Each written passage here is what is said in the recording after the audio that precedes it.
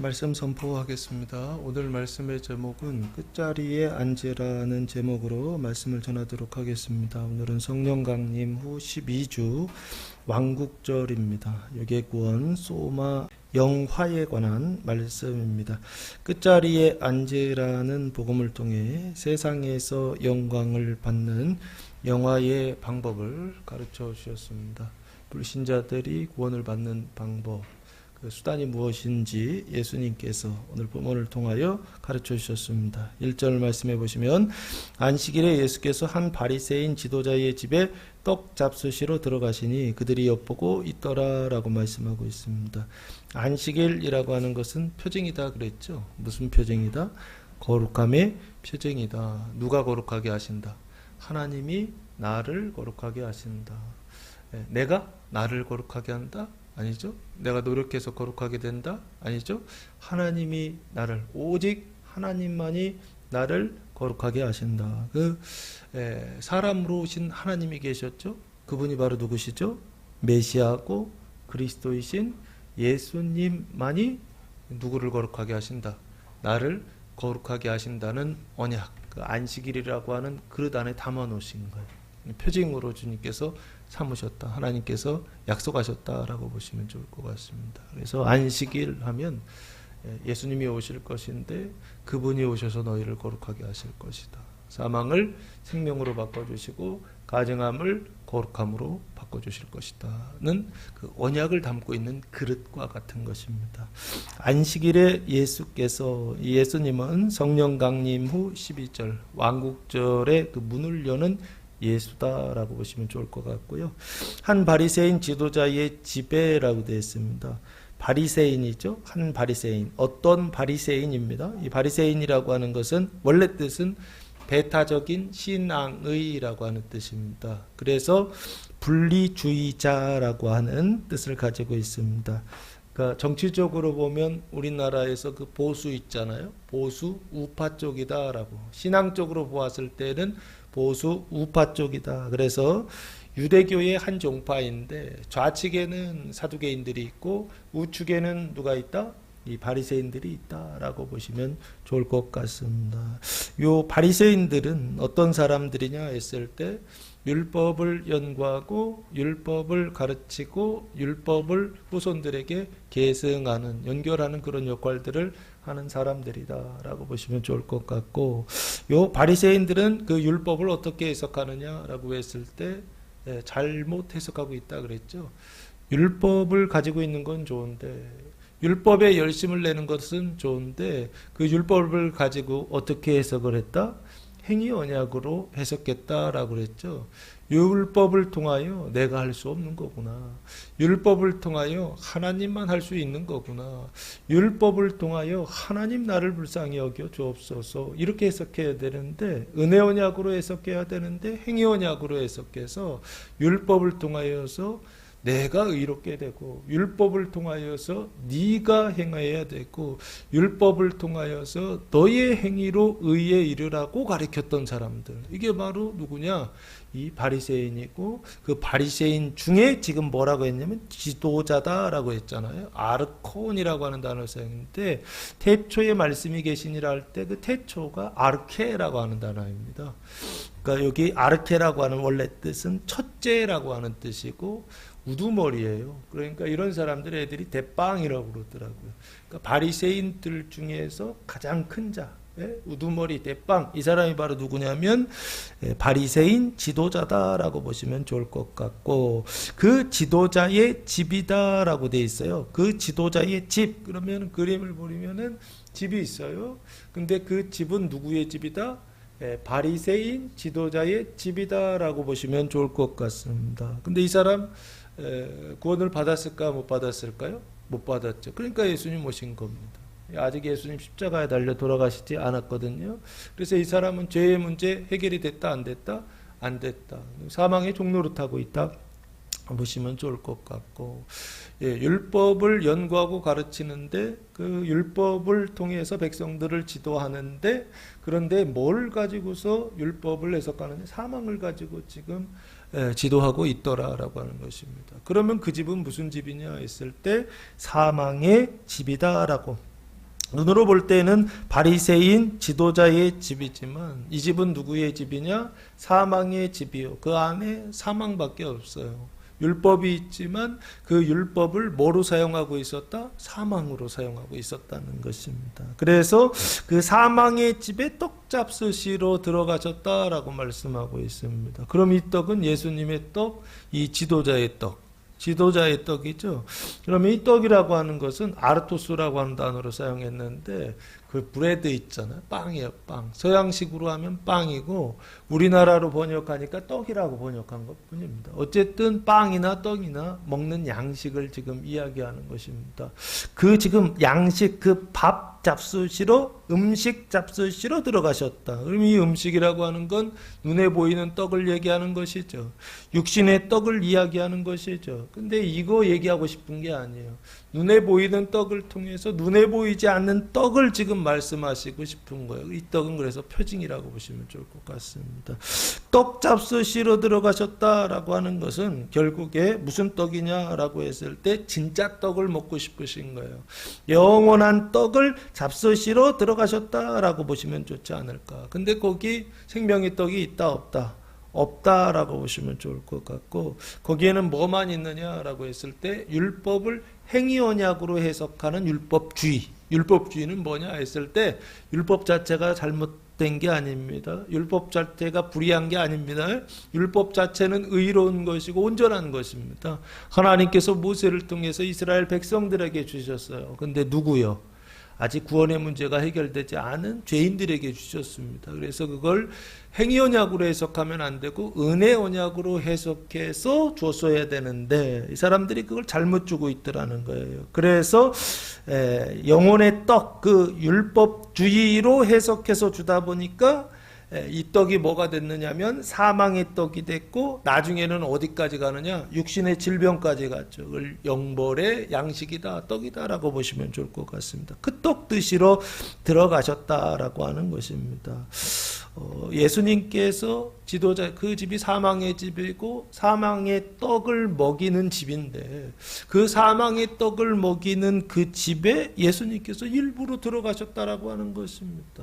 왜 들어가시죠? 거기 들어가면 부정하게 되고 거기 들어가면 가증하게 되고 거기 들어가면 예수님께 뭐 도움이 될 만한 것들이 별로 없어요. 근데도 일부러 그 떡 먹으러 들어가셨다라고 하는 것입니다. 왜? 예수님은 바리새인의 집이요, 그 사망의 집이에요, 그 사망의 떡을 먹이는 그 집이에요, 그 지도자의 집, 그 우두머리의 집에 예수님은 들어가셨을까라고 하는 것입니다. 요한복음 6장 35절 말씀해 보시면 예수님께서 자기 자신을 이렇게 소개하고 있습니다. 요한복음 6장 35절 말씀해 보시면 예수께서 이르시되 나는 생명의 떡이니 내게 오는 자는 결코 줄이지 아니할 터이요 나를 믿는 자는 영원히 목마르지 아니하리라 라고 말씀하고 있습니다. 예수님이 자신을 뭐라고 지금 소개하고 있죠? 생명의 떡이니 라고 말씀하고 있습니다. 그래서 내게 오는 자 결코 줄이지 않는다. 왜? 이 떡 먹으니까 배고프지 않는다, 줄이지 않는다 라고 말씀하고 있습니다.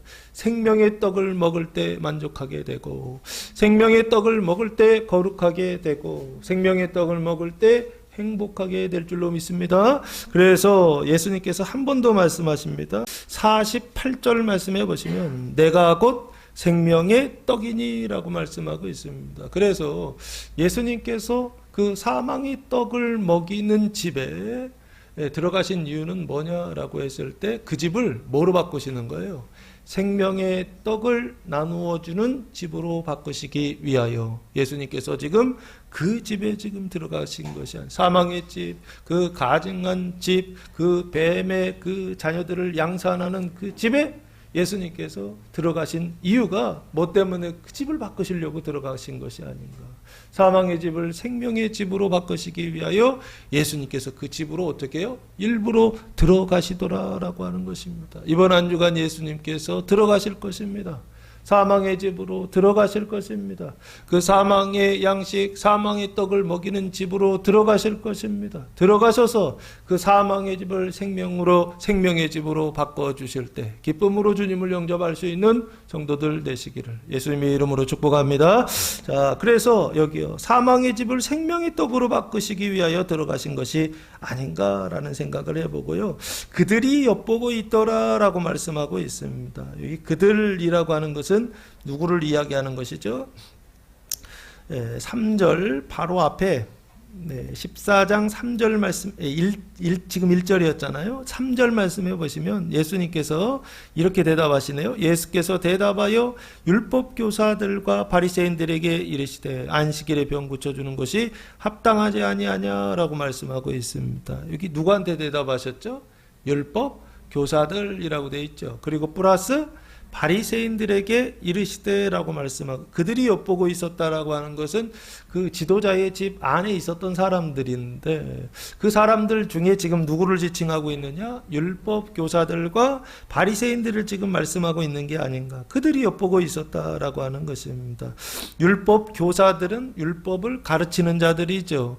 그리고 바리새인들은 그러면 반대로 율법을 배우는 학생들이다, 제자들이다 라고 보시면 좋지 않을까. 그러면 율법적으로 볼 때는 율법 교사는 어떤 사람이에요? 강한 사람이죠. 율법이 강한 사람들이라고 한다면 바리새인들, 제자들은 율법이 약한 사람들이다 라고 보시면 좋지 않을까. 그들이 엿보고 있었다 라고 하는 것입니다. 엿보다 라고 하는 것은 지켜보고 있었다 라고 하는 것입니다. 뭐 하기 위해서? 증거 잡기 위해서요. 무슨 증거요? 예수님께서 안식일에 뭐 하시는 거? 병 고치시는 어떤 그런 약점을 잡기 위하여 지켜보고 있었다라고 그렇게 보시면 좋지 않을까 싶고요. 여기 눈으로 볼 때는 율법교사이고 눈으로 볼 때는 바리새인들인데요. 이게 결국에 누구를 지칭하는 걸까라고 했을 때 오늘 이번 한 주간 영적인 이스라엘 교회를 지금 지칭하고 있는 게 아닌가라는 생각을 해봅니다. 영적으로 믿음이 강한 사람들과 영적으로 믿음이 약한 사람들이 있는데 그들이 예수님을 지켜보고 엿보고 있다라고 보시면 좋지 않을까 싶습니다. 그래서 율법 교사들과 바리새인들은 지금 어떤 신앙을 가지고 있느냐라고 했을 때 그 당시에는 율법 교사들과 바리새인들이지만 지금 이게 교회 안에 있는 믿음이 강한 사람들과 믿음이 약한 영적인 이스라엘을 지칭하고 있다고 한다면 이들이 지금 뭐 하고 있느냐라고 했을 때 율법이라고 하는 기준, 하나님의 말씀이라고 하는 기준을 가지고 안식일에 예수님 병 고치시는가 안 지키시는가 이렇게 지켜보고 있었다라고 하는 것입니다. 왜 그렇죠? 율법을 은혜 언약으로 해석하지 아니하고 율법을 무엇으로 해석하고 있더라? 행위 언약으로 해석하고 있더라라고 하는 것입니다. 그래서 이런 사람들을 뭐라고 불렀느냐 했을 때 율법주의자라고 그렇게 불렀던 것입니다. 이 율법주의자들은 항상 무슨 일을 하느냐? 생명 있는 사람들을 죽이는 일을 하는 사람들입니다. 그래서 예수의 그 생명을 뭐 하는 거예요? 대적하고 그리고 반대하고 죽이려고 하는 사람들, 그게 바로 누구냐 했을 때 율법 교사들과 바리새인들이고, 오늘날 이야기하면 어떤 상태냐? 이신앙의 단계에 있는 사람들입니다. 그 영적 이스라엘을 저는 뭐라고 표현하느냐 했을 때 영생의 단계에 있는 사람들입니다. 근데 예수님은 지금 무슨 문을 열려고 하시느냐 했을 때 영화의 문을 열려고 하고 계시더라라고 하는 것입니다. 근데 영생의 은총 속에 있는 사람들은 영화의 은총을 이해할 수 있다 없다? 없다라고 하는 것입니다. 예를 들면 그 이야기에 보면 욥기라고 하는 사람이 욥기에 욥이라고 하는 사람이 나옵니다. 이 사람은 욥기 1장 2장에 보면은 하나님께서 고난을 당하게 하셨잖아요. 첫 번째는 그의 소유를 다 가져가게 하시고 두 번째는 그의 건강까지도 가져가게 하시고 싹 다 가져가셨거든요. 그래서 남은 게 하나도 없는 그런 상태를 허락하셨는데 욥이라고 하는 사람은 어떤 사람이냐 했을 때 신앙의 단계로 보면은 신명기적 사관을 가지고 있었다라고 말씀을 드렸습니다. 친구들도 신명기 사관을 가지고 있었고요. 그런데 하나님께서 그에게 어떤 은총을 주시기 위하여 영생의 은총을 주시기 위하여 제사장적 사관을 38장부터 시작하십니다. 그래서 자기 구원을 넘어서 형제 구원의 단계로 넘어갈 때 그때 있었던 사람, 신앙의 단계에 있었던 사람이 욥이고, 욥이라고 하는 사람은 그게 이해가 됐다 안 된다? 안 돼요. 내가 있는 자리여, 내가 가지고 있는 인식의 자리여, 내가 가지고 있는 생각의 자리여, 내가 가지고 있는 그만큼만 이해하고 그만큼만 받아들일 수 있는 게 바로 누구냐? 이 사람이라고 하는 것입니다. 그래서 지금 사람이 신명기적 사관에 있으면 제사장적 사관이 이해가 안 됩니다. 제사장적 신앙에 있으면 어디요? 예언자적 신앙이 이해가 되지를 않습니다. 왜? 내가 있는 자리에서만 보기 때문에 그렇다라고 하는 것입니다. 지금 오늘 본문 말씀은 어떤 자리를 이야기하고 있느냐? 영생의 단계를 넘어서 영화의 단계의 문을 여, 왕국절입니다. 예수님께서 그 바다의 구원을 시작하시겠다라고 하는 것입니다. 그리고 열방의 구원을 시작하시겠다라고 하는 것, 그 문을 예수님이 여시는데 영생의 자리에 있는 교회는 그게 이해가 된다 안 된다? 안 된다라고 하는, 굳이 아니 왜 지금 영생의 단계에서도 힘들었는데 왜 이 문까지 열어가지고 나를 괴롭히십니까? 이제 그만하면 안 되겠나 이런 생각이 들 정도로 지금 예수님께서 어떻게 하고 계시느냐라고 했을 때 구원하시는 일을 하시는구나 라고 하는 것입니다. 어떤 구원을 하시느냐 했을 때 영생의 단계를 넘어서 영화의 구원을, 그 은총을 지금 시작하고 계시다라고 보시면 좋을 것 같습니다. 7절 말씀해 보시면 청함을 받은 사람들이 높은 자리 택함을 보시고 그들에게 비유로 말씀하여 이르시되 라고 말씀하고 있습니다. 청함이라고 하는 것은 어디에? 식사 자리에 청함을 받았다라고 보시면 좋을 것 같고요. 청함을 받은 사람들이죠. 어디를 선택했다? 높은 자리 택함을 보시고 라고 되어 있습니다. 그래서 오늘 말씀도 눈에 보이는 표징을 통하여서 예수님 말씀하실 때는 눈에 보이지 않는 지금 메시지, 영혼의 상태를 지금 설명하고 계세요. 그래서 눈으로 볼 때는 이렇게 쓰여져 있는데 이게 다 표징이에요. 메시지를 전달하기 위한 눈에 보이지 않는 하나님 나라 천국을 지금 설명하고 있는 것입니다. 그래서 여기 청함을 받은 사람들이 높은 자리 택함을 보시고 라고 했을 때 청함을 받은 사람들도 눈으로 볼 때는 식사 자리에 청함을 받은 것이고 그 바리새인 지도자의 집에 청함을 받은 것이고 떡 잡수시러 들어가셨던 것처럼 예수님도 청함을 받았고 또 다른 사람들도 청함을 받았다는 거예요.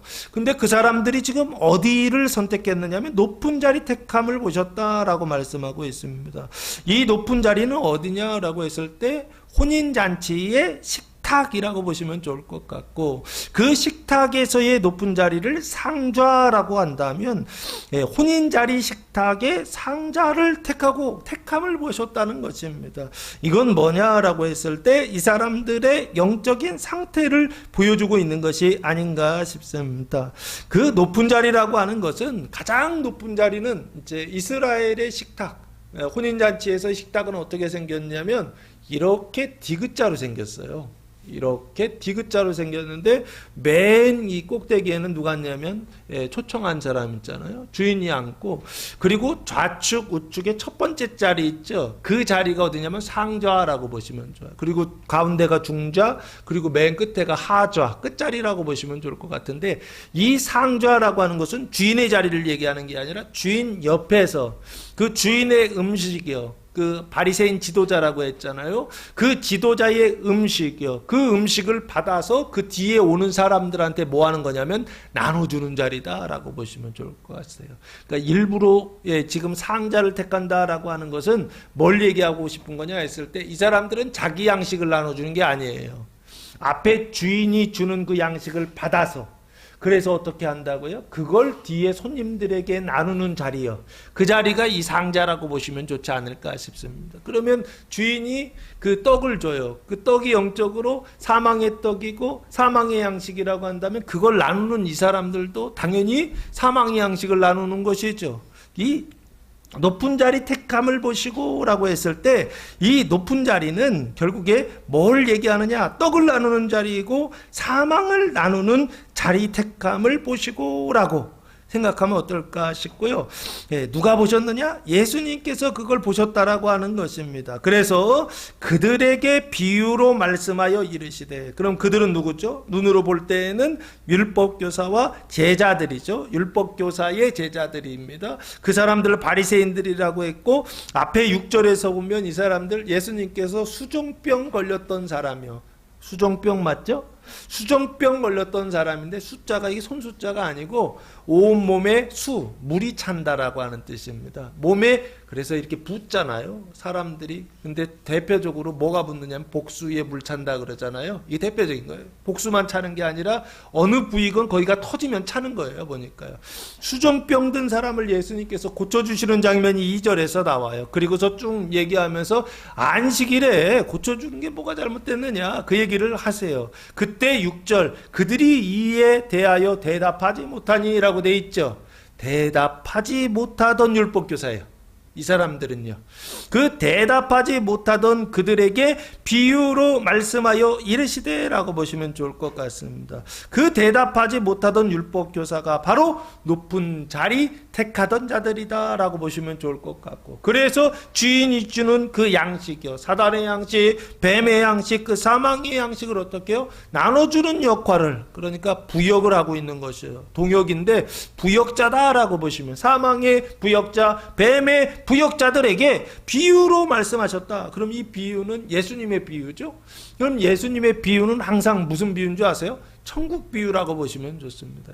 예수님 하시는 말씀은 다 천국에 대한, 하나님 나라에 대한 비유의 말씀입니다. 그래서 말씀하여 이르시되라고 하면 예수님께서 말씀하셨으니까 이 말씀은 예수님의 말씀이고, 예수님의 말씀은 당연히 생명의 말씀이고, 그 생명의 말씀은 이 사람들한테 뭐로 작동하느냐? 양식이요. 생명의 양식으로 작동한다라고 보시면 좋을 것 같습니다. 하나님의 양식, 생명의 양식, 천국의 양식을 지금 예수님께서 이르시되 공급해 주기를 시작하셨다라고 보시면 좀, 사망의 양식밖에 없었던 그 자리에 생명의 양식을 공급해 주시는 예수님의 지금 모습 보이시나요? 그래서 8절 이르시게라고 예수님 말씀하고 있습니다. 그들에게 이르시되, 천국의 비유를 이르시되 생명의 양식을 공급해 주셨다라고 하는 것입니다. 그래서 이 사람들은 사망의 양식을 이렇게 나눠주잖아요. 그래서 백성들에게 나눠주고 또 다른 바리새인들에게 나눠주고, 그러면 그 양식을 받아먹는 사람들은 뭐가 되나요? 누구의 새끼들? 독사의 새끼들. 마태복음 23장. 예수님께서 아주 독하게 말씀하세요.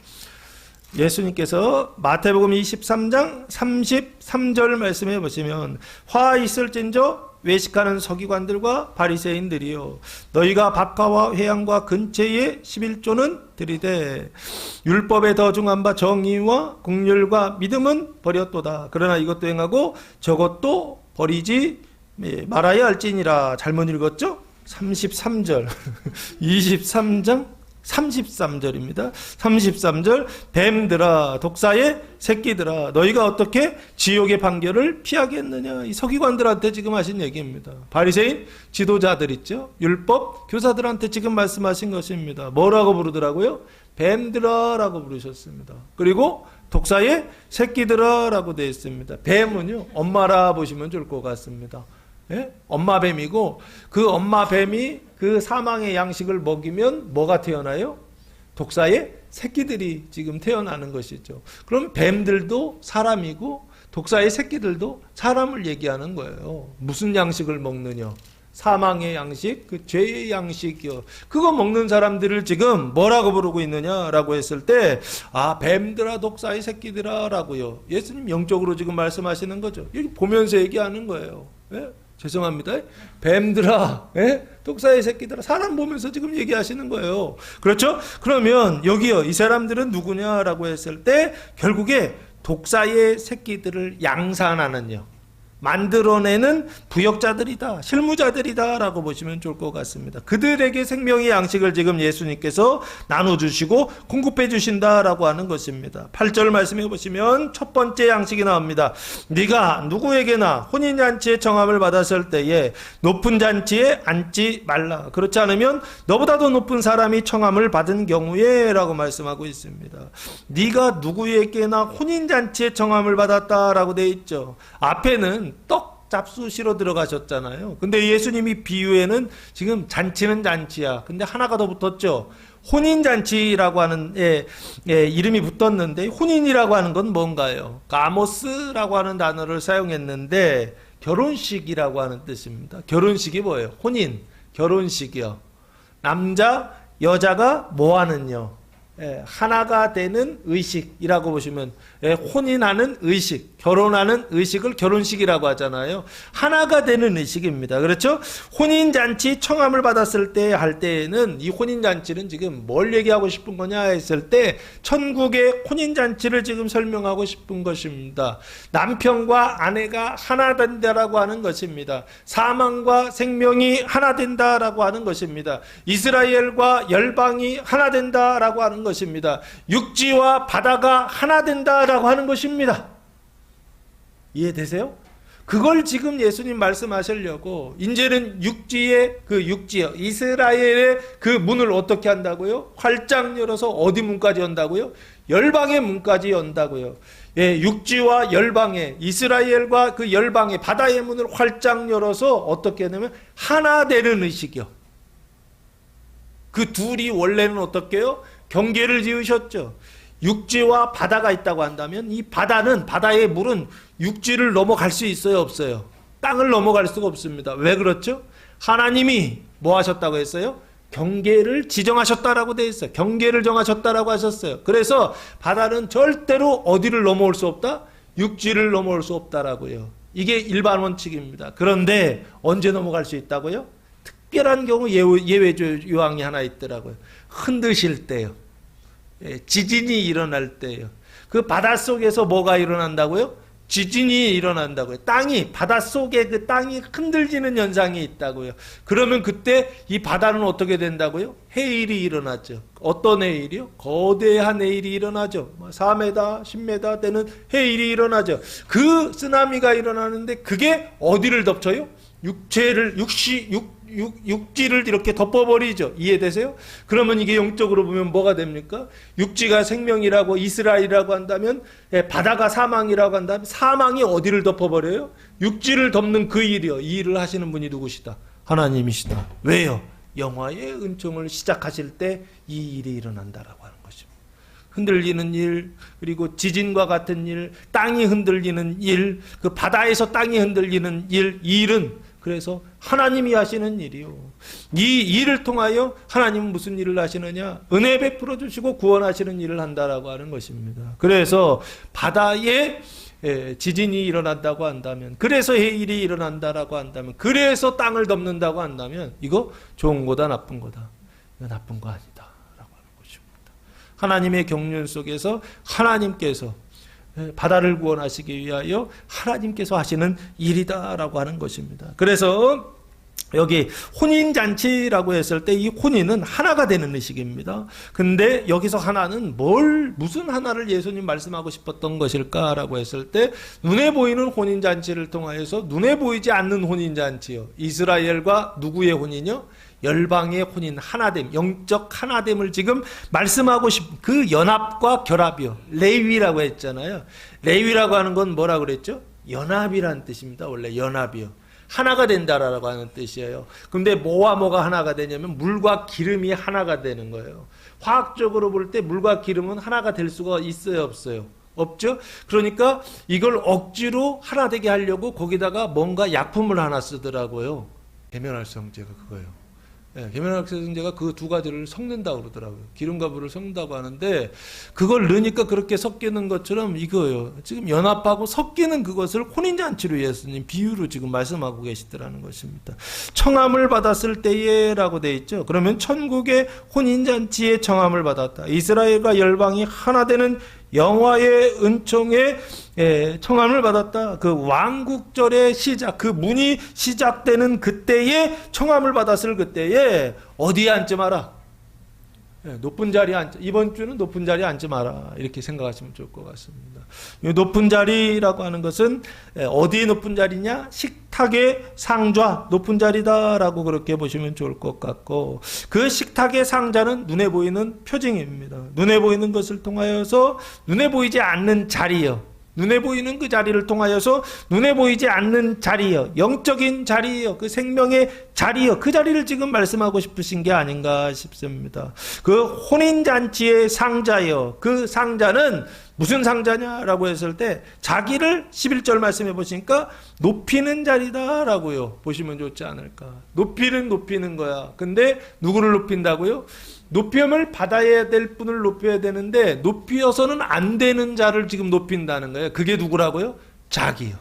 자기 자신을 높이는 자리요. 그 자리가 바로 뭐냐? 높은 자리에 앉지 말라라고 예수님 말씀하시는 게 아닌가 싶습니다. 혼인잔치의 상자는 자기를 높이는 자리입니다. 자기 자신을 높이는 자리입니다. 그래서 보통 자기 자신을 높일 때 항상 뭐 하죠? 자랑하죠. 뭐라고 자랑하죠? 자기를 자랑하고 또 누구를 자랑하죠? 남편 자랑하고 또 누구를 자랑하죠? 자식들 자랑하고. 이게 뭐 하는 거냐? 자랑하는 거라면. 자기를 높이기 위하여서 자랑하는 어떤 이런 거죠. 이게 종교적으로 자기를 높이는 사람들이 있더라고요. 그게 어디에 나와 있느냐? 누가복음 18장 11절 말씀해 보시면 예수님께서 아주 잘 말씀해 주셨습니다. 18장 11절 말씀해 보시면 기도하러 두 사람이 들어갔습니다. 바리새인과 세리 두 사람이 기도하러 성전에 들어갔는데 바리새인들은 어떻게 기도하느냐? 11절 바리새인은 서서 따로 기도하여 이르되 하나님이여 나는 다른 사람들 곧 토색, 불의, 간음을 하는 자들과 같이 아니하고 이 세리와도 같이 아니함을 감사하나이다 라고. 나는 죄인 아니다. 지금 그 얘기를 하는 겁니다. 그리고 나서 12절 나는 일회에 몇 번씩? 2번씩 금식하고, 일회면 일주일이죠. 일주일에 2번 금식하고, 그러면 5일은 먹고 이틀은 금식한다 라고 보시면 그럴 것 같고, 소득에 뭐를 드린다? 11조를 드리나이다 라고요. 소득의 11조를 하나님께 드린다라고 하는 것입니다. 그래서 뭘 지금 자랑하고 있는 거예요? 나의 종교적 행위를 지금 자랑하고 있는 것이죠. 나는 이렇게 나쁜 짓 하지 아니하고 나는 이렇게 하나님의 말씀을 따라 어떻게 해요? 종교적으로 열심히 하나님을 섬기고 있습니다 라고요. 누가 기도하고 있어요? 바리새인이요. 이 기도는 자랑하는 기도인가요? 아니면 자기를 낮추는 비하하는 기도인가요? 자랑하는 기도지요.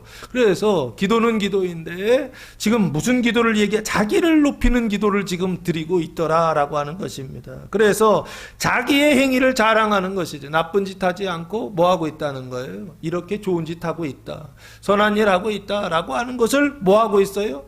자랑하고 있고, 하나님을 자랑하는 것이 아니라 자기 자신을 자랑하고 있는 이 자리요. 이 자리를 지금 높은 자리다라고 말씀하고 있고, 그 높은 자리에 어떻게 하지 마라? 앉지 마라라고 예수님 말씀하고 있는 게 아닌가. 자기의 행위를 자랑하지 말라는 것입니다. 그 자기의 행위를 자랑하는 것이 뭐냐라고 했을 때 이게 죄의 핵심입니다.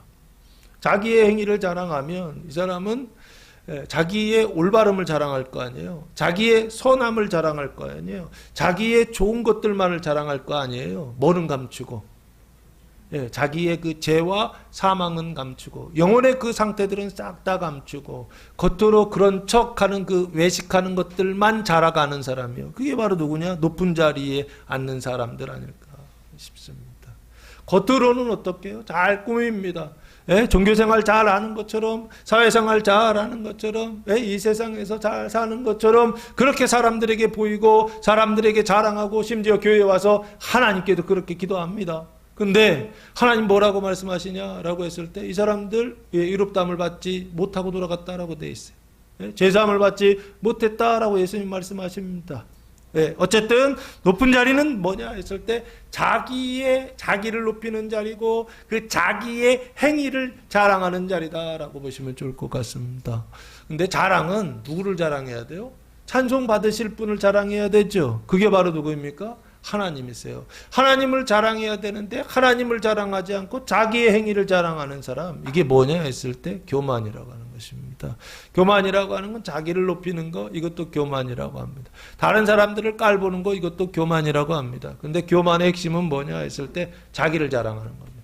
그리고 칭찬을 받는데 자기를 칭찬하는 것이고 자기가 칭찬받으려고 하는 거 있잖아요. 이게 바로 교만의 핵심입니다. 하나님을 칭찬해야 되고 하나님을 찬송해야 되는데 나를 찬송하고 나를 칭찬한단 말이에요.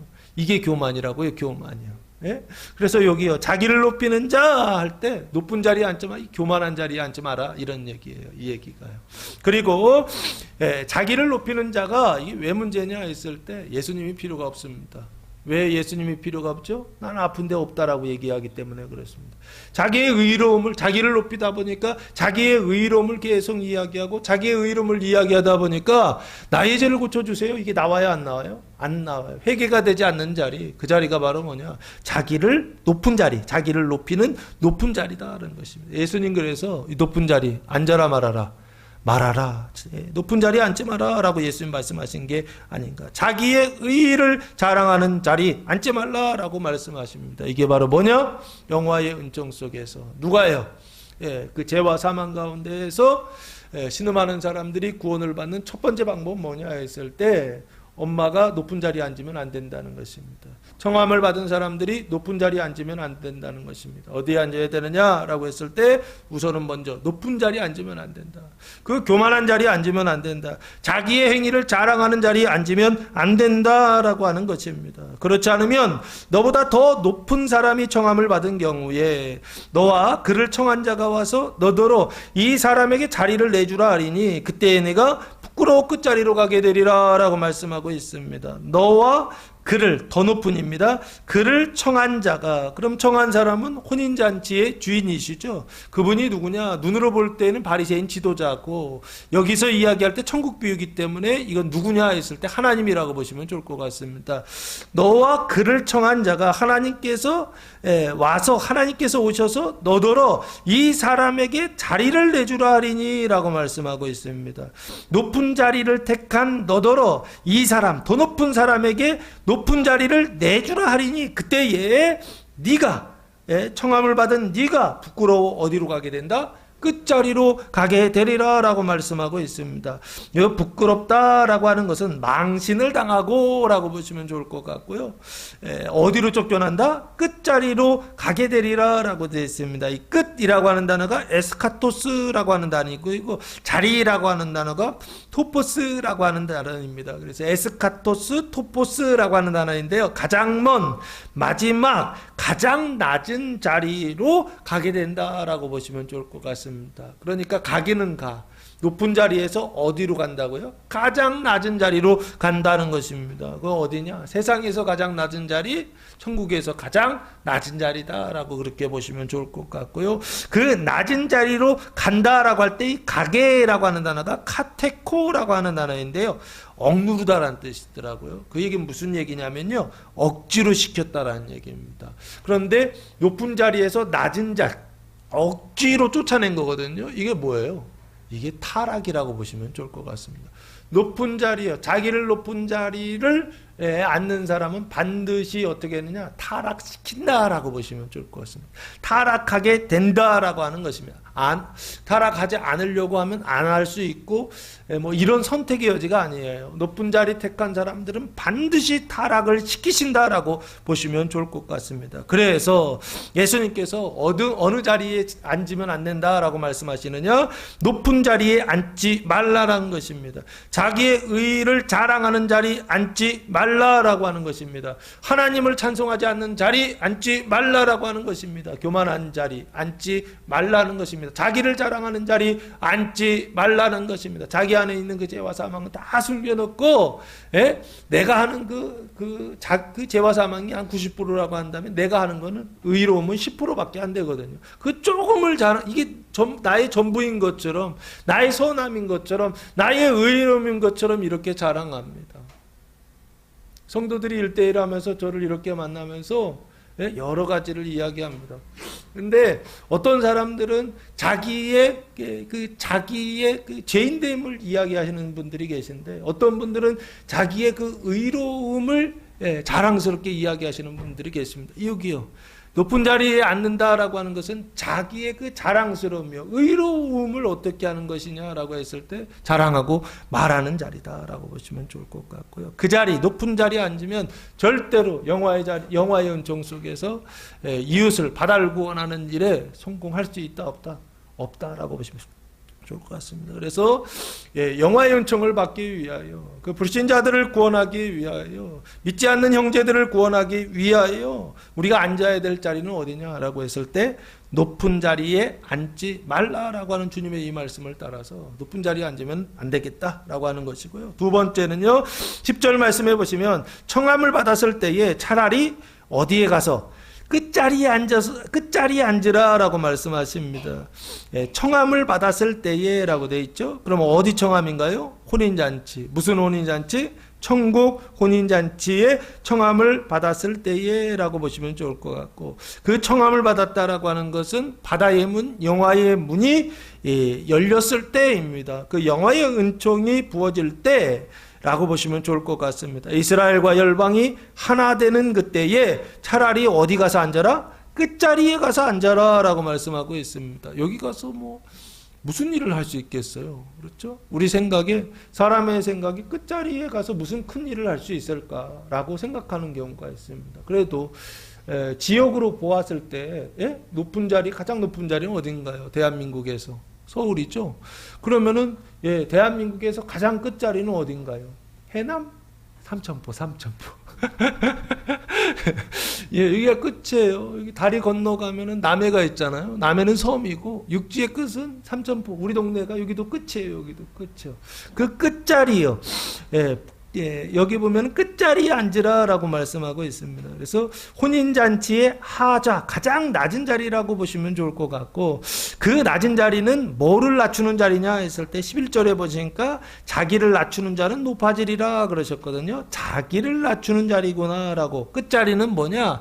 자기를 낮추는 자리입니다. 그 자기를 낮추는 자리가 뭐냐 했을 때 누가복음 18장 13절 말씀해 보시면, 아까 그 바리새인의 기도의 반대로 이번에 세리가 기도하는데, 세리 기도의 내용을 보시면 세리는 멀리 서서 눈을 들어 하늘을 쳐다보지도 못하고 다만 가슴을 치며 이르되 하나님이여 불쌍히 여기소서 나는 죄인이로소이다 하였느니라 라고 말씀하고 있습니다. 지금 멀리 서서 감히 눈을 들어 하늘을 쳐다보지도 못했다는 거예요. 그리고 다만 가슴을 어떻게 해요? 가슴을 치면서 하나님이여 불쌍히 여기소서 나는 뭐다? 죄인이로소이다 하였다는 것입니다. 이 기도는 무슨 기도인가요? 나는 죄인입니다 라고 하는 기도이죠. 자기의 죄인됨을 어떻게 해요? 인식하고 시인하는 기도요. 그래서 하나님 날 좀 도와주십시오 라고 기도하는 자리요. 그 자리가 지금 뭐냐 했을 때 자기를 낮추는 끝자리다 라고 보시면 좋지 않을까 싶습니다. 그 끝자리는 어디냐 했을 때 자기를 낮추는 자리요. 그 끝자리는 뭐냐 했을 때 자기의 죄를 회개하는 자리요. 그 끝자리는 뭐냐 했을 때 자기의 죄는 언제 회개가 되나요? 내가 죄를 지었을 때 회개가 되죠. 그죠? 내가 범죄했을 때 회개가 되죠. 그죠? 근데 그 죄는요, 그것을 인식하고 그것을 시인하는 그것은요, 참된 회개가 아닙니다. 진짜 회개는 성경을 읽고서 하는 회개입니다. 아시겠죠? 범죄하고서 하는 회개는 다예요. 왜 내가 잘못했다는 거 다 알아요. 이해되세요? 그러면 진짜 회개는 뭐냐 했을 때 영원한 회개는 성경을 읽고서 오는 회개입니다. 나의 죄인됨을요, 내 존재 자체가요, 내 행동에 있어서 범죄하였다라고 하는 정도의 그 죄를 회개하는 거, 이거는 자기를 낮추는 거 정도가 아닙니다. 진짜 자기를 낮추는 그 회개의 자리는 어디냐라고 했을 때 그 죄인됨을 고백하는 자리인데, 그 죄인됨을 고백한다라고 하는 건 뭐냐 했을 때 내 존재 자체를 부인하는 자리입니다. 나는 태어날부터 죽을 때까지, 그리고 지금까지, 그리고 죽을 때까지 나는 누구다? 나는 타락한 아담의 후손, 죄인의 후손, 죄인입니다. 라고요. 그 죄인 중에서도 성경을 더 많이 읽어 100독하고 200독하고 300독하면 어떤 현상이 일어나느냐? 나는 죄인입니다. 플러스 죄인 중에 대빵입니다. 우두머리입니다. 라고 하는 고백이 나옵니다. 성경을 읽으면 읽을수록 자기를 높이는 자리가 아니라 자기를 낮추는 자리로 데려갑니다. 그래서 여기요. 끝자리에 앉으라 라고 하는 것은 눈으로 볼 때는 자기의 죄를 회개하는 자리요. 그리고 영적으로 봤을 때 이 끝자리는 어디냐라고 했을 때 하나님의 말씀을 읽는 자리다라고 보시면 좋지 않을까요? 하나님의 말씀을 읽지 않으면 참된 회개가 오지 않습니다. 하나님의 말씀을 읽지 않고서는 영원한 회개가 오지 않습니다. 하나님의 말씀을 읽지 않고서는 생명의 회개가 오지 않습니다. 할렐루야. 말씀을 읽어야 됩니다. 범죄하고 회개하는 것들은 그냥 다 해요. 잘못한 거 다 아니까요. 그런데 내가 과거로부터 내가 선하다 생각했던 거, 의롭다 생각했던 거, 잘했다 생각했던 거, 사랑했다라고 생각했던, 좋다라고 생각하는 그 모든 것들이 다 뭐라고요? 하나님 보실 때 죄다라고 하는 인식이요. 이건 성경을 읽지 않으면 안 옵니다. 성경을 읽을 때만 옵니다. 아, 내가 죄인이구나. 그 뼈부터 그 골소 그 뿌리 깊은 그것까지 나는 태어날 때부터 심지어는 태어나기도 전에 어머니 뱃속에 있을 때부터 나는 뭐다요?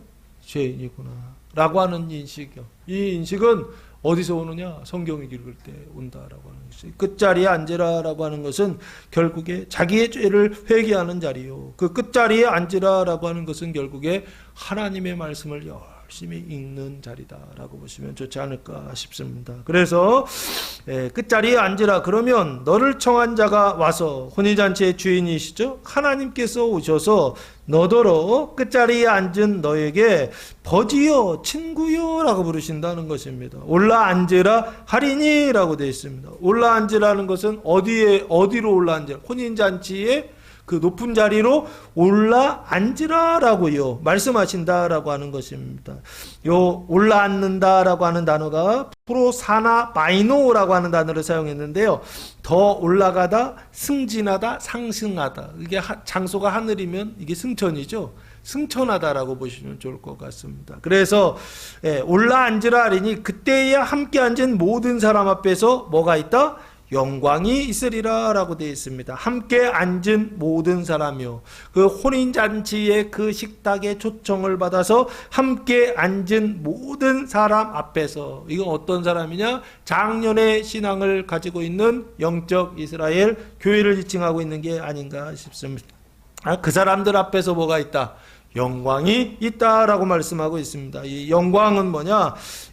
독사라고 하는 단어를 사용했는데 거룩, 위엄, 영예, 찬양이라고 하는 뜻을 가지고 있고요. 한국말에서는 빛나고 아름다운 영예라고 하는 뜻을 가지고 있습니다. 그래서 이 영광이라는 단어는 독사라고 하는 단어는 영광이라고도 번역하고 또 한 번은 대상에 따라서 형제들 가운데에서 빛을 발할 때는 영광이라고 이스라엘 가운데에서 빛을 발할 때는 영광이라고 번역하고요. 그리고 열방 가운데 이방인들에게 바다 가운데 빛을 발할 때 하나님의 생명의 빛을 발할 때는 뭐라고 번역하는지 아십니까?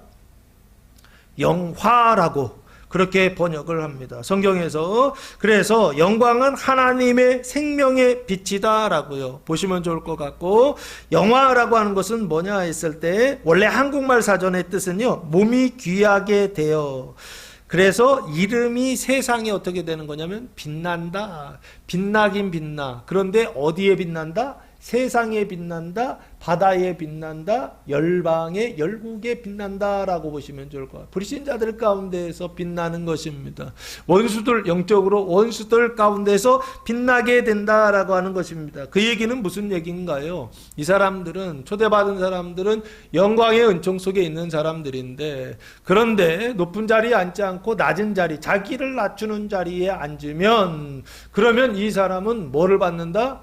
더 큰 영광을 받는 것이죠. 어디에 빛을 비추는요? 이스라엘의 생명의 빛을 비추는 단계를 지나서 어디까지 더 확장된다고요? 열방에까지 생명의 빛을 비추는 영화의 은총이요. 그 독사가 있으리라 라고 영광을 받을 것이다 라고 보시면 좋지 않을까 싶습니다. 그러므로 사랑하는 성도 여러분, 높은 자리가 아니라 자기를 낮추는, 자기의 죄인됨을 회개하는 성경 있는 자리, 그 자리를 선택하고 그 자리에 앉는 것을 가장 기뻐하는 교회와 성도들 되시기를 예수님의 이름으로 축복합니다. 지난 주간 이번 주간 8월 한 달 내내 요 낮은 자리에 앉기가 힘드셨죠. 자기의 그 죄인됨을 회개하는 자리 앉기가 힘드셨죠. 조금 더 성경 읽는 자리에 앉아 있는 게 힘드셨죠. 앉아 있으면서도 딴 생각하셨죠. 앉아 있으면서도 유튜브 보셨죠. 앉아 있으시면서 빨래하고 성경 본다고 앉아 있으면서 또 이거 해야 된다 생각나고 저거 해야 된다 생각나고 해가지고 여기 갔다 저기 갔다 그러시지 않았습니까? 할렐루야. 나쁜 일이 아닙니다. 지진이 일어났을 때, 영화의 은총이 시작됐을 때, 사망 가운데 생명이 어떻게 되느냐, 이렇게 덮이는 현상들이 있을 때 반드시 교회는 그런 현상들이 있습니다. 성경이 안 읽어져요. 그 자리를 지키는 게 힘들어요. 자리는 지키는데 내가 지키는지 안 지키는지 본질적으로 내가 알잖아요. 이거 그냥 형식적으로 앉아 있는 거예요. 그냥 귀에다가 어떻게 해요? 그냥 쑤셔 듣고 있는 것 같아요. 무슨 얘기 하는지도 하나도 모르겠고 내용도 하나도 모르겠고 내가 왜 이 일을 하는지도 모르겠어요. 그래도 그 자리 지키라고요. 하나님의 말씀을 듣는 자리요. 자기의 죄를 인식하고 그 자기의 죄인됨을 뭐하는 자리요? 회개하는 그 자리요. 그 죄가 내 죄가 아니라 바다의 죄입니다. 바다의 죄. 자, 그래서 11절 말씀해 보시면 무릇 자기를 높이는 자는 낮아지고 자기를 낮추는 자는 높아지리라 라고 말씀하고 있습니다. 자기를 높이는 자라고 되어 있잖아요. 높인다라고 하는 것은 그 자기의 올바름을 높인다라고 보시면 좋을 것 같고, 그 자기의 올바름을 자랑한다라고 보시면 좋을 것 같고, 그런데 그 자기가 타락한 자기잖아요. 그래서 자기의 죄는 어떻게 해요? 감추고, 그 사망의 종로로 타는 범죄하는 일들은 감추고, 그 가증한 것들은 감추고, 눈에 보이는 것이요. 내가 그래도 그거 감추기 위하여서 이런 올바른 일 해, 이런 선한 일 해 하면서 드러내는 여기요. 자기를 높이는 자요. 높이는 일들이요. 그 높이는 자는 이라고 보시면 좋을 것 같고요. 낮아지고 타락하게 된다라고 하는 것입니다. 사망과 영벌 속에 들어간다라고 보시면 좋을 것 같습니다. 그 자기를 높인다라고 하는 것은 영생의 자리를 고수한다라고 보시면 좋을 것 같습니다. 그 베드로와 야고보와 요한이 예수님과 함께 변화산에 올라갔을 때 여기가 좋사오니 초막셋을 짓고 여기 남겠습니다. 산 안에 내려가지 않고 남겠습니다라고 베드로가 고백했던 것처럼요. 영생의 자리를 고수하겠습니다. 거기를 지키겠습니다라고 하는 그 자리요. 그게 자기를 높이는 자리다라고 보시면 좋을 것 같습니다. 이게 교만이라고요. 아시겠죠? 하나님께서 바다로 가라 하면 가는 게 겸손이라고요.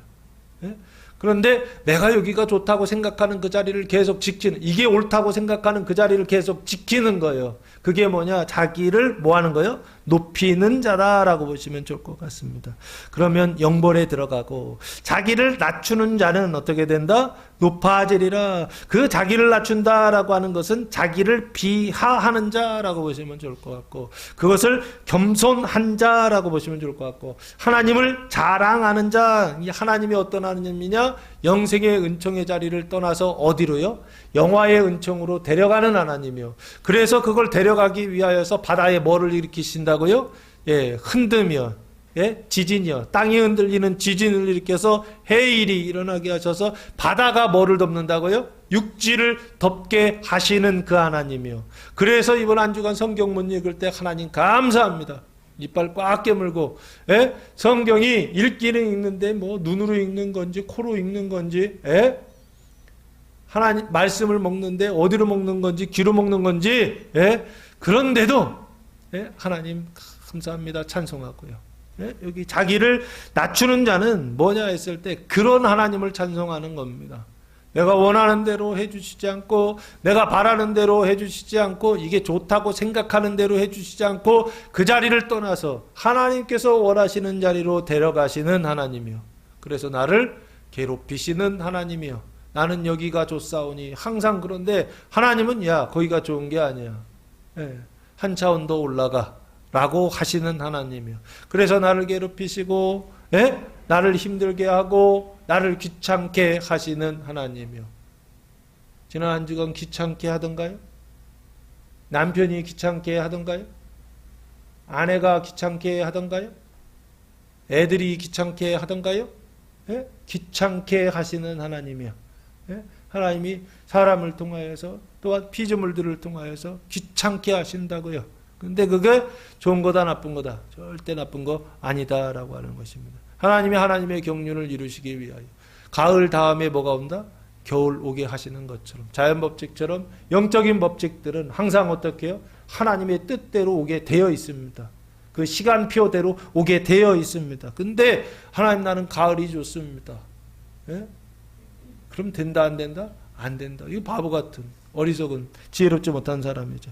자기를 낮추는 자는 높아진다라고 하는 것은 자기를 포기하는 것입니다.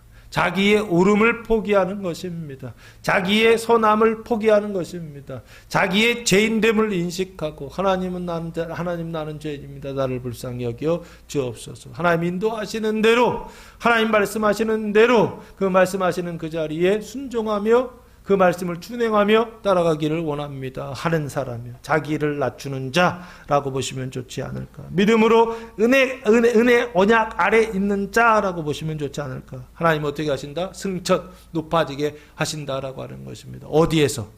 바다에서입니다. 육지에서는 이미 높아진 사람들입니다.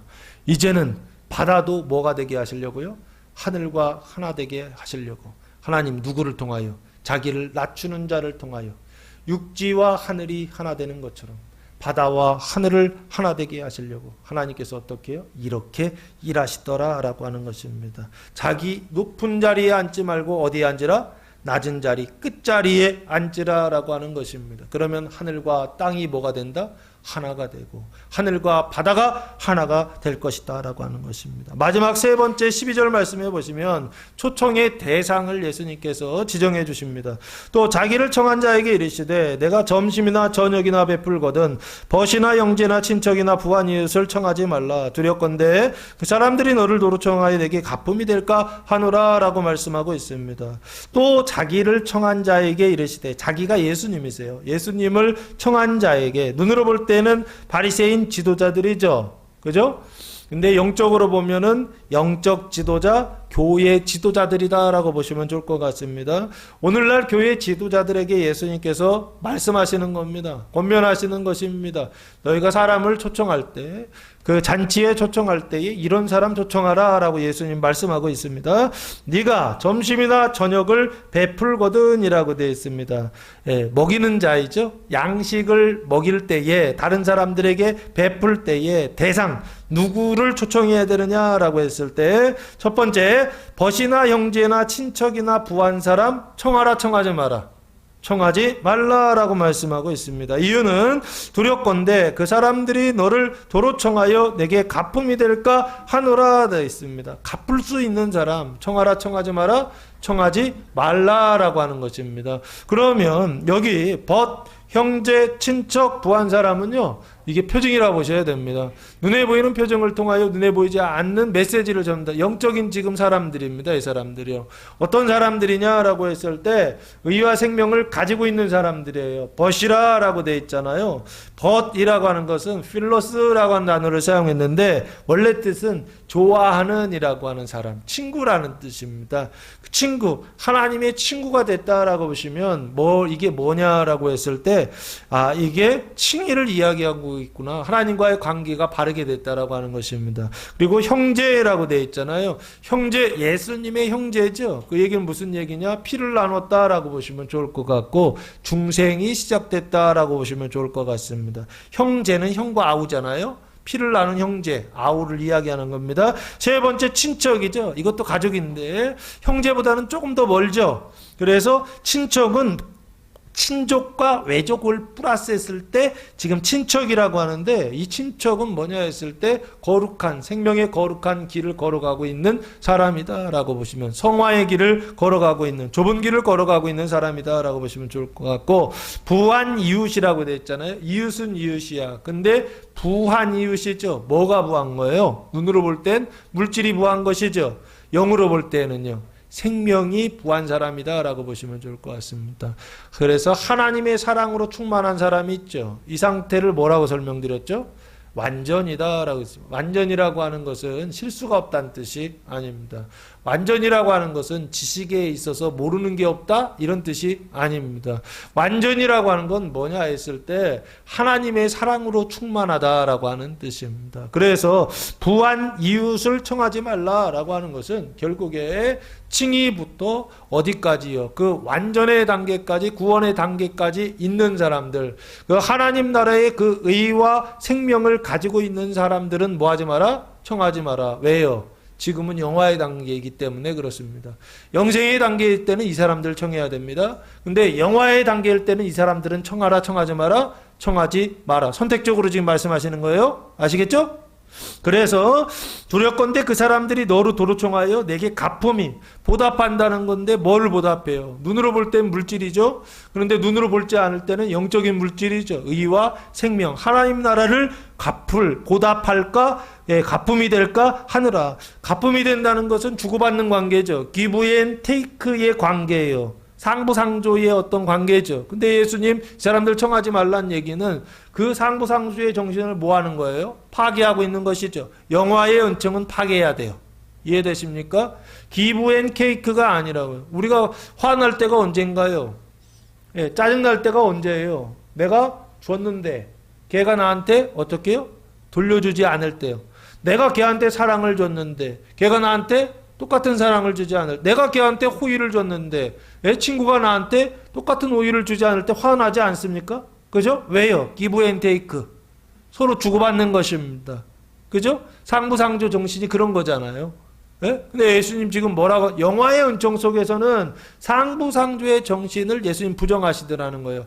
갚을 수 있는 사람들, 이스라엘, 영적 이스라엘 안에 들어온 사람들, 의와 생명, 하나님 나라에 들어온 사람들은 오히려 어떻게 하라고요? 청하지 마라 라고 말씀하시더라는 거예요. 그럼 누구를 청하느냐? 13절 말씀에 오히려 잔치를 베풀거든 차라리 가난한 자들과 몸 불편한 자들과 저어는 자들과 맹인들을 청하라 그랬습니다.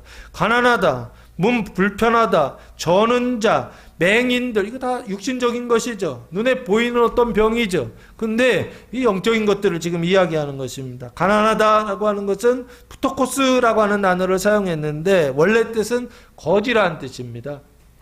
빈민이라는 뜻입니다. 그런데 영적으로 거지는 뭐가 없다는 거예요? 의가 없다라고 보시면 좋을 것 같습니다. 의가 없는 사람을 뭐라고 불러요? 예, 의가 없는 사람이요. 예, 제3을 못 받은 거죠. 그러면 제3 전의 상태에 있는 사람이다라고 보시면 좋을 것 같습니다.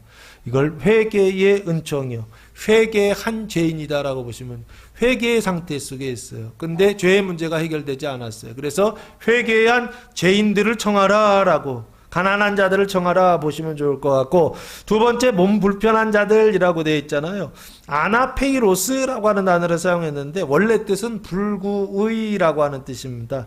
지체에 장애가 있는이라고 하는 뜻입니다. 그런데 요 몸 불편한 것과 뒤에 저는 자들도요, 이 절다라고 하는 것이 원래 절름발이에 플러스 불구의라고 하는 뜻입니다. 그러면 이것도 불구예요. 그죠? 그런데 뭐가 지금 절름발이 다리 쪽이죠. 다리가 절름발이. 그래서 전다란 얘기잖아요. 똑바로 걷지 못한다는 얘기잖아요. 그러면 앞에서도 뭔가 장애가 있는 거예요. 그렇죠? 뒤에 장애가 다리 쪽이라고 한다면 지금 앞에 장애, 그리고 맨 뒤에 장애가 맹인이잖아요. 그러면 이게 순서적으로 영적으로 뭔가를 지금 설명하고 있더라는 겁니다. 그럼 몸 불편하다라고 하는 것은 영적으로 뭐가 남아있다는 거예요? 사망이 남아있다. 죄의 문제는 해결됐는데 뭐가 해결되지 않았다? 사망의 문제가 해결되지 않아서, 그래서 몸 불편한 자들은 어떤 사람들이나 칭의했으나 중생하지 못한 사람들 있죠. 이런 사람 청하라 라고요. 그래서 예수 믿고 영원히 구원받았지만 육신의 변화는 있다 없다? 없는 사람들이요. 이런 사람 청하라. 뭔가 불구가 있다는 것입니다. 뭔가 지체에 장애가 있다라고 하는 것입니다. 그래서 그 죄와 사망이요. 남아있는 그 죄와 사망이요. 그것 때문에 어떤 상태에 있느냐 했을 때 괴로워하는 사람들이요. 이런 사람들, 칭의 중생했으나 그 중생, 칭의와 중생 사이에 있는 사람이라고 보시면 좋지 않을까 싶고요. 저는 자들이라고 하는 건 누구냐 했을 때 영적 절름발이에라고 보시면 좋을 것 같습니다. 영적으로 이렇게 걸어가야 돼요. 그렇죠? 좁은 문을 통과한 다음에 칭의 중생한 이후에 거룩한 길을 걸어가야 돼요. 근데 걸어가는 게 제대로 돼, 안 돼? 안 되는 거예요. 이해되십니까? 그래서 못 걸어가는 거예요. 영적으로 절름발이라 못 걸어간다고요. 영적으로 다리를 절기 때문에 못 걸어간다고요. 왜 거룩한 길을 못 걸어가? 왜 생명의 길을 그렇게 똑바로 못 걸어, 절름발이라 못 걸어간다고요. 근데 걸어가라고 하면 그놈이 더 나쁜 놈이야. 그렇죠? 여기요, 저는 자들이라고 할 때 성화의 좁은 길을 어떻게 해요? 힘들게 걸어가고 있는 사람이다. 거룩한 자다라고 보시면 좋을 것 같습니다. 그리고 맹인들을 청하라 라고 했을 때 맹인이라고 하는 것은 눈으로 볼 때에는 안 보이는 거죠. 눈이 안 보이는 것, 시각에 장애가 있는 것이죠. 그렇죠?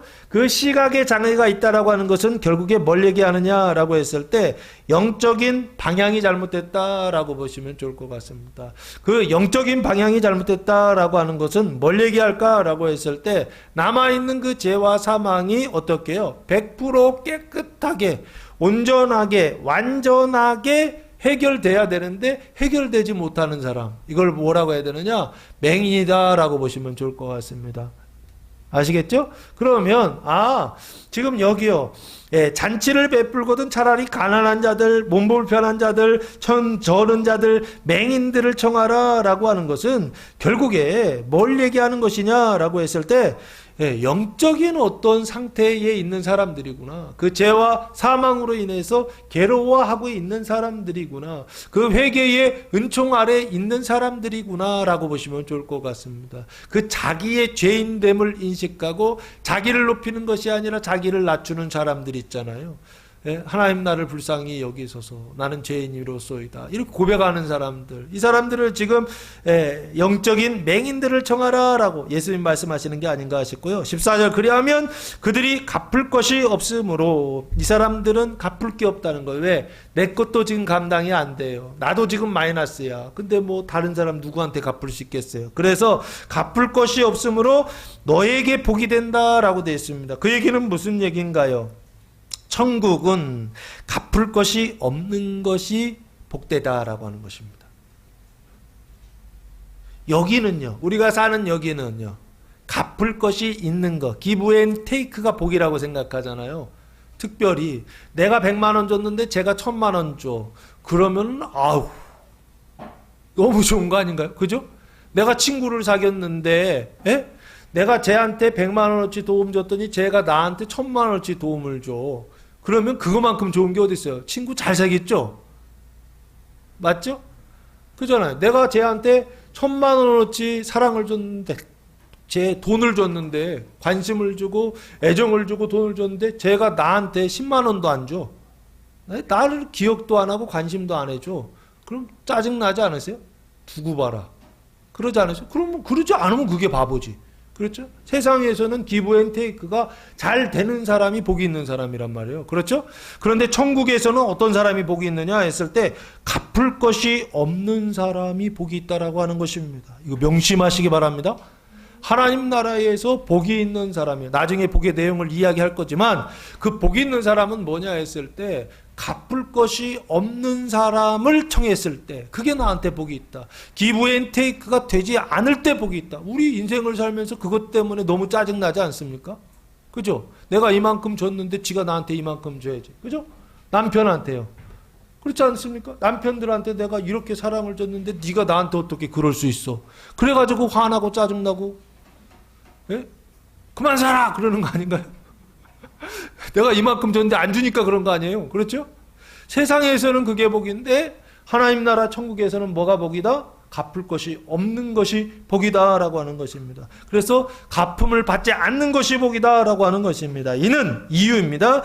의인들의 부활실에 네가 갚음을 받겠음이라 라고 말씀하고 있습니다. 의인들이라고 할 때 이 디카이오스라고 하는 단어를 사용했는데요. 원래 뜻은 공정한이라는 뜻입니다. 그리고 흠 없는 이라는 뜻입니다. 공정한데 그 죄와 사망이 완전히 해결되었을 때 흠 없는 이라는 뜻입니다. 그 사람들의 부활 시에, 부활이라고 하는 것은 죽은 자가 다시 살아나는 것이죠. 그래서 뭐가 일어나느냐 했을 때 이스라엘이 일어나고 그 다음 뭐가 일어난다고요? 바다가 일어난다. 열방이 일어나는 그때에, 열방이 생명으로 다시 살아나는 그때에, 이게 어디에 언약되어 있죠? 에스겔서 47장에 언약되어 있죠. 생수의 강이 성전에서 흘러서 어디까지 흘러가더라? 죽은 바다, 사망의 바다까지 흘러가서 그 죽은 바다가 어떻게 된다? 살아나리라 라고 말씀하고 있죠. 이해되세요? 그 죽은 바다가 다시 살아날 때에는 그 강이요, 생수의 강이 그 바다 속으로 들어가야 되는 것이죠. 그러면 바다와 그 강이요, 강물하고 바다하고 이렇게 만났어. 그러면 싸움은 누가 이길까? 누가 더 커요? 바다가 더 크죠. 그럼 바다 속에 3km, 몇 킬로 가는 거예요, 이게요. 이해되십니까? 근데 하나님은 뭐라고 말씀하시느냐 했을 때 그 삼킴을 통하여서, 그 먹힘을 통하여서, 그 손해를 통하여서 그 안에서 그 강이, 생수의 강이 무슨 역할을 하느냐? 누룩이 되고 겨자가 되어서, 겨자씨가 되어서 그곳에서 생명의 나무를 어떻게 해요? 꽃 피울 것이다 라고 언약하고 계십니다. 그게 하나님의 경륜이라고요. 사망에 삼키는 것이 나쁜 게 아니구나. 바다에 삼키는 것이 나쁜 게 아니구나 라고 하는 것입니다. 그 다시 일어날 때라고 하는 것은 이제는 사망에 삼키는 것이 아니라 생명이 사망을 다시 삼키기 시작한다는 것입니다. 성경에 그런 표현이 있죠. 물이 바다 덮음 같이요. 언약이었던 거예요. 원래는 물이 바다를 덮을 수가 없습니다. 왜? 그 크기가 비교도 되지 않기 때문에 그렇습니다. 1대 만 이렇게 싸우는 것 같은 거예요.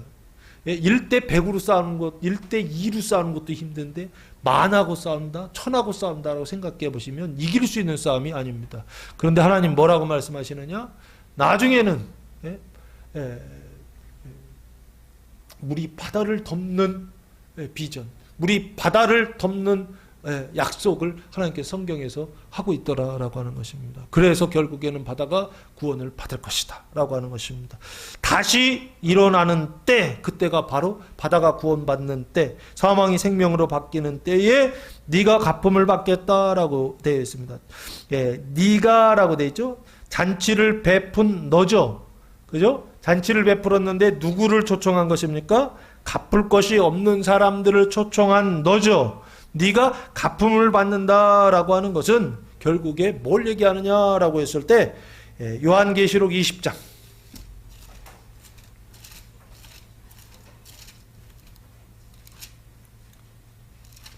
요한계시록 20장 4절 말씀해 보시면 또 내가 보좌들을 보니 거기에 앉은 자들이 있어 심판하는 권세를 받았더라. 또 내가 보니 예수를 증언한 것 하나님의 말씀 때문에 목배임을 당한 자들의 영혼들과 또 짐승과 그의 우상에 경배하지 아니하고 그들의 이마와 손에 표를 받지 아니한 자들이 살아서 그리스도와 더불어 몇 년 동안 1000년 동안 왕노릇하니 5절 그 나머지 죽은 자들은 그 1000년이 자기께 살지 못하더라. 이는 첫째 부활이라 라고 말씀하고 있습니다. 6절 이 첫째 부활에 참여하는 자들은 복이 있고 거룩하도다. 둘째 사망이 그들이 다스리는 권세가 없고 도리어 그들이 하나님과 그리스도의 제사장이 되어 몇 년 동안 1000년 동안 그리스도와 더불어 왕노릇하리라 라고요. 이걸 천년왕국이라고 하고 있습니다.